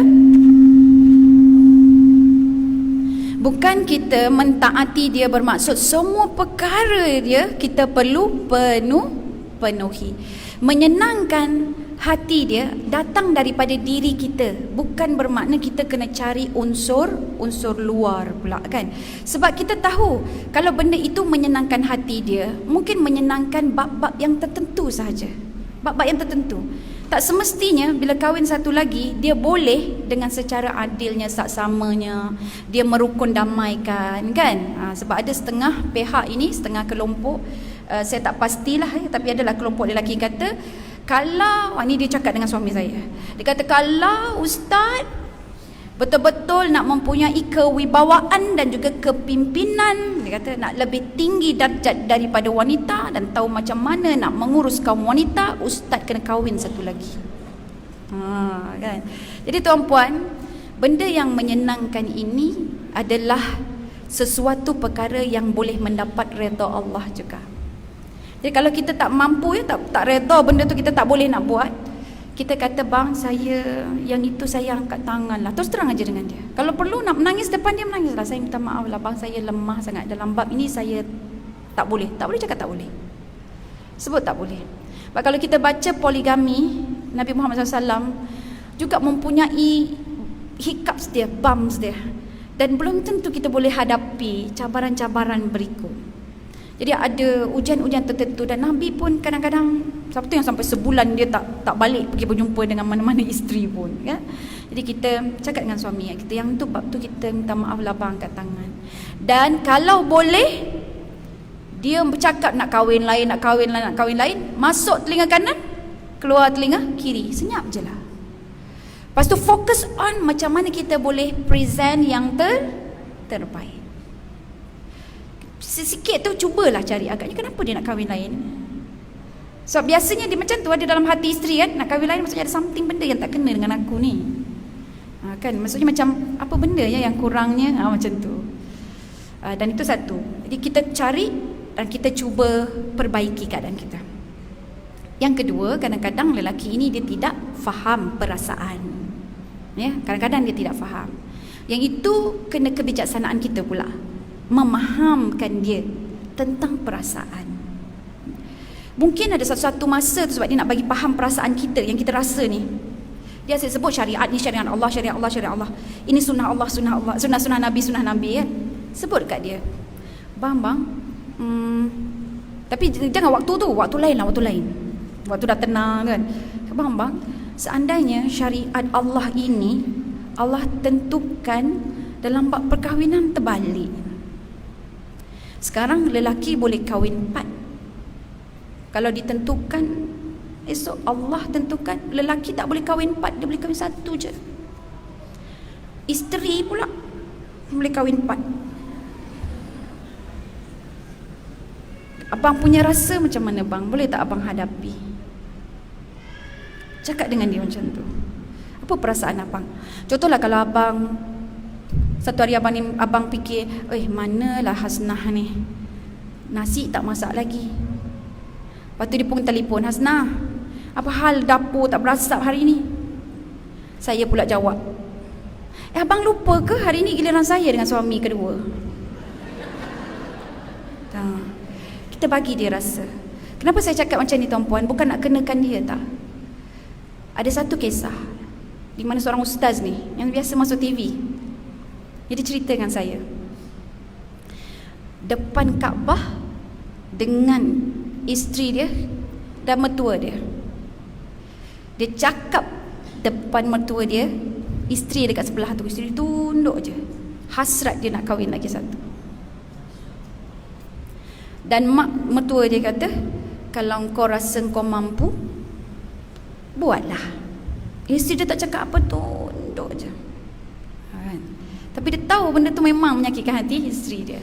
Semua suami tahulah benda tu menyakitkan hati isteri dia, walau baik isteri dia pun. Jadi ini adalah hadiah dari Allah. Di situ, di sana, waktu dia tidur, dia mimpi. Apa dia punya mimpi? Dia mimpi isteri dia yang kahwin lain. Dan waktu itu memang dia sangat perlukan isteri dia.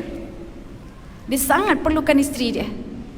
Dan kemudian dia nampak isteri dia keluar dengan seorang lelaki. Jadi isteri dia cakap apa? Abang lupa ke bang? Ini belum giliran abang. Ini giliran suami yang kedua. Terus terjaga dan dia berpeluh-peluh nampak muka dan juga badannya berpeluh-peluh basah. Jadi Masya Allah, ini adalah satu ingatan yang sangat indah di bumi haram, di tanah suci.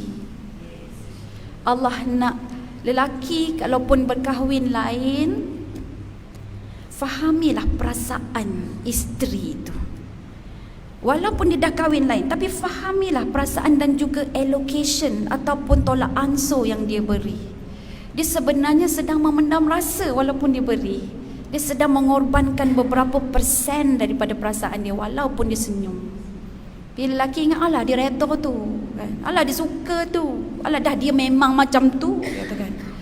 Cuba fahami.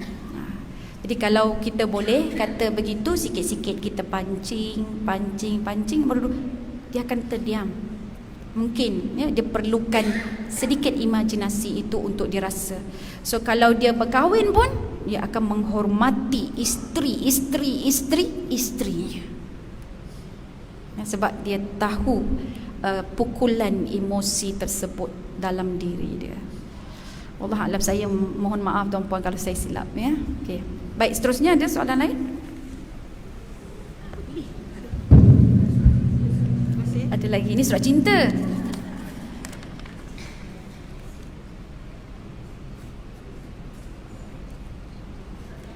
Okey, bagaimana nak tangani suami yang kedekut dengan isteri dan anak-anak, termasuk memberi nafkah tetapi untuk orang lain sangatlah pemurah? Macam mana nak tangani? Tangankan dia je. Kalau boleh kan, tapi tak boleh tuan-puan ya? Bagaimana nak tangani? Caranya adalah yang pertama, minta pada pemilik yang memegang hati suami kita. Minta Allah dulu. Minta dari Allah. Solat hajat 7 kali tuan-puan. Saya saja sebut 7 kali. Sebab dia biasa Allah suka benda yang ganjil ya? Tapi 7 kali itu tanda kesungguhan kita dan sebagainya ya? Sebab dalam sebuah hadis Rasulullah SAW mengarahkan kepada seorang sahabat yang dekat dengan Nabi. Dia nak buat keputusan ni, dia confuse. Jadi Nabi mengarahkan dia supaya solat istikharah 7 kali. Jadi saya ambil daripada hadis itu, saya pergi kepada solat hajat, extend solat hajat 7 kali. Buatlah solat hajat 7 kali, minta dan luahkan perasaan kita, keinginan dan harapan kita kepada Allah. Jangan luahkan pada dia dulu, luah pada Allah terlebih dahulu. Sebut pada Allah, ya Allah, ya Tuhanku, lembutkanlah hati suamiku ini supaya dia boleh melengkapkan dan menyempurnakan tugas dia, ya Allah, kepada isteri dia, kepada anak-anak dia. Ya Allah, aku tahu dia ini pemurah, tapi condongkanlah dia, kan sakinah tu tadi kan, dia cenderungkanlah dia murah hati kepada isteri dan juga anak-anak. Itu satu, pertama. Yang kedua, buat bajet bersama dengan suami. Bajet rumah tangga kita ini, bayar api, bayar air, bayar rumah, bayar kereta, bayar motor, bayar anak-anak, insurans anak-anak, dapur pula, bayar kopi ke, duit mak nak bagi mak mertuanya dia lagi dan sebagainya. Senaraikan tuan-puan, sebulan tu berapa? 20,000 contohnya. Contohlah kan 20,000. Tunjukkan dekat dia, bang, kita nak dapat duit ni daripada mana? Buat bajet, tunjuk dekat dia. Dan seandainya kita boleh cover, kita pun kerja, kita boleh cover, suami kita kerja, kan? Jadi kita sebut, daripada ini abang boleh cover yang mana? Yang mana abang tak boleh cover, saya cuba cover. Jangan sebut saya cover semua bang. Jangan. Sebab nafkah adalah tanda kehebatan yang eksklusif untuk suami. Jangan pernah rampas. Oh, saya cakap tu dengan penuh perasaan tau. Sebab bila dia tidak memberi, dia hilang nikmat sebagai seorang suami yang mempunyai otoriti dalam rumah. Jadi bagi dia peluang, walaupun daripada 20,000 tadi, dia hanya boleh bagi 200 sahaja. 200 di hulu, cepat-cepat ambil. Jangan kata, alah bang, 200 je bang, tak payahlah bang, simpan je lah, buat beli minyak, kesian abang, saya sanggup berkorban. Dah siap sanggup berkorban. Suatu masa kita terkorban, kita ungkit balik. Tak ingat bang, selama ini berapa tahun saya yang belanja itu, saya yang belanja ini, saya yang cover itu, dan rumah yang abang duduk ini pun tapak dia saya yang bayar. Wah, masa bergaduh tu kan, kita ungkit. Tahu tak apa jadi pada yang kita dah buat berpuluh tahun tu. Allah sebut dalam Al-Quran, wala tubtilu sadaqatikum bil manni wal adha. Jangan sekali-kali kamu batalkan sedekah kamu dengan mani, mengungkit-ungkit, wal adha, atau menyakiti, menyindir-nyindir, mendesak-desak, mengasak-asak yang penerima. Dia menerima. Dah satu, dia dah hilang dah kehebatan sebab kita semua nak cover kan. Kita pula yang jadi pengganti dia, menguruskan semua nafkah ahli keluarga. Jangan, walaupun kita bekerja, tapi portion tu, bajet buat sama-sama tuan-puan. Kita perempuan kena bijak. Bijak itu adalah tanda kita menghormati suami kita. Hormat dia punya peranan ataupun peranan yang diberikan oleh Allah. Maintenance, menjaga nafkah, the provider of the house. Ini kita pula yang provide semua, kan? Jadi saya minta maaf tuan-puan, dalam bab ini I have to be very strict.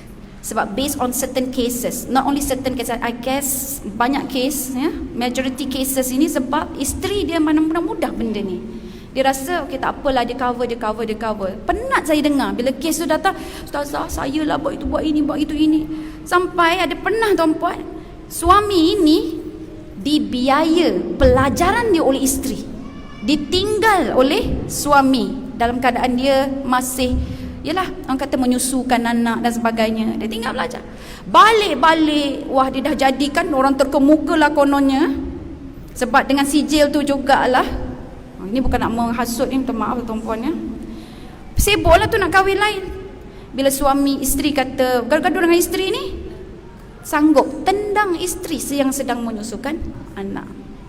Kita dengar kata, ya Allah, kenapa macam ni? Kenapa macam ni? So kalaupun kita boleh biaya, boleh tulis, bang ini semua hutang. Cakap abang kena bayar kat saya sikit-sikit. Tapi kalau kita redha, jangan diungkit. Itu saja. Ya, kalau redha tak apa, tak ada masalah. So kalau dia nak jaga mental kita, nak beli rumah ni atas duit kita, tak apa, tak ada masalah. Sampai suami kita tu kira macam hilang dah dia punya kehebatan sebagai suami, sebab semua everything kita yang buat. So kita punya perjuangan adalah redha je dengan apa yang kita telah beri, dan jangan sekali-kali ungkit. Itu sajalah, redha lah. Suami malas, redha, sebab memang kita daripada awal lagi dah spoilkan dia. Okey, jadi tuan-puan yang dikasihi, itu yang pertama tadi, doa. Kemudian yang kedua, sama-sama bincang berkenaan dengan bajet. Kalau tak ada duit, jangan diam sahaja. Ya, boleh minta cakap dengan dia, bang macam mana nak cari duit macam ini ya bang. Dan sesekali minta anak kita duduk minta duit daripada siapa? Kita, mak kan. Pergi cakap dengan ayah. Minta dengan ayah. Jadi bila dia minta dengan ayah, baru ayah dia tahu. Dia keluar duit tu sibuk, dia nak bagi kat orang kan.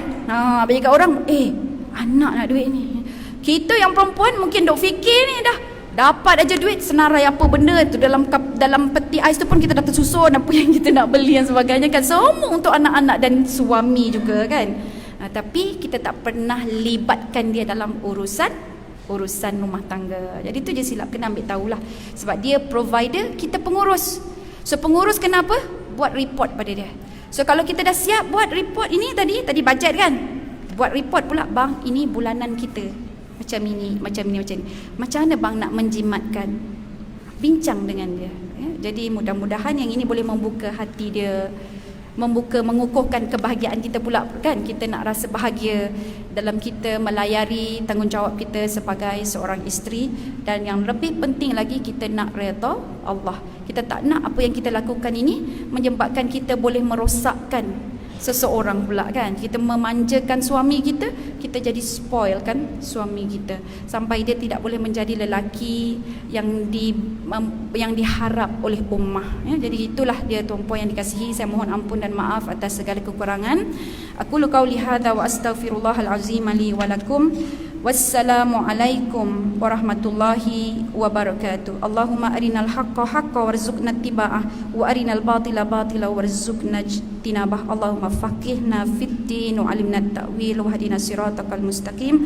Subhana rabbika rabbil izzati amma yasifun wa salamun alal mursalin wa ala alihi wa sahbihi wasallam. Taqabbalallahu minkum.